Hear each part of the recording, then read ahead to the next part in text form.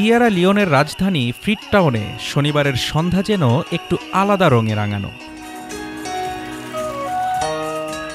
স্টেজের আলোয় ঝলমল করছেন তারা, দেশের প্রবীণ নারীরা, বয়স যাদের গর্বের অলঙ্কার। ফুটেজে দেখা যায় সাদা চুলের রূপালী সৌন্দর্য, গায়ে ঝলমলে গাউন, মুখে গর্বের হাসি। কেউ নাচছেন তো কেউ গাইছেন, আবার কেউ নিজের গল্প বলছেন হৃদয়ের উচ্ছ্বাসে। আর সেই উচ্ছ্বাসের মাঝেই মুকুট জিতে নিলেন অদামা রয় কামারা। তিনি বলেন, আমি নিজেকে খুব ভালো অনুভব করছি।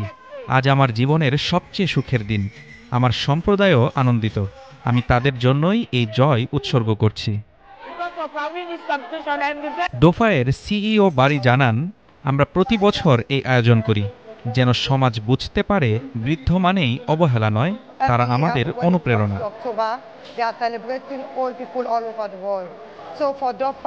প্রাক্তন প্রতিযোগী কামেলিয়া কার্কবোর কথায়, বয়স মানেই সীমাবদ্ধতা নয়, যা তরুণরা পারে তা আমরাও পারি, হয়তো আরো বেশি উদ্যমী।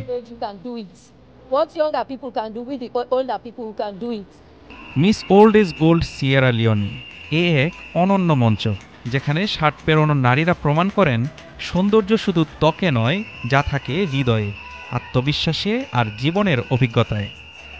Desk report, Dhaka today.